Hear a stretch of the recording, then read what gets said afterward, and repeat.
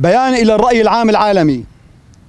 باسم فدراسيون جرح الحرب في مدينة الطبقة، نساند متعاضدين مقاومة الجريلا في آفاشين وزاب وحفتنين وعامة جبال كردستان، ونستنكر وندين بأشد عبارات الإدانة والاستنكار بما قامت به الدولة التركية من عمل مشين يندى له جبين الإنسانية، حيث استخدمت الأسلحة الكيميائية المحرمة دوليا في شمال وشرق سوريا سريكانية وتل أبيض أثناء غزوها الغاشم ضد المدنيين العزل، وكما استخدمتها عشرات المرات في جبال كردستان ضد الجريلا وبالأدلة الدامغة تحت أنظار العالم وبأسلحة حلف الناتو وبمساندة أزيالها من القوى الكردية الخائنة البرزاني.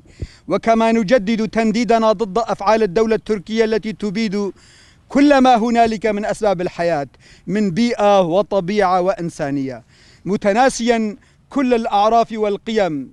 ونحن كجرح الحرب نجدد عهدنا بكل ما أوتينا من قوة بمساندة الرفاق الدرب الجريلا الذين يسطرون بدمائهم الذكية أبهى الآيات وملاحم البطولة والفداء، وسنظل نناضل مثابرين قلبا وقالبا مع مقاومتكم الأبية حتى إسقاط همجية آلة القتل الإمبراطورية العثمانية الغاشمة وأعوانها من الخونة إلى آخر نقطة دم تجري في عروقنا.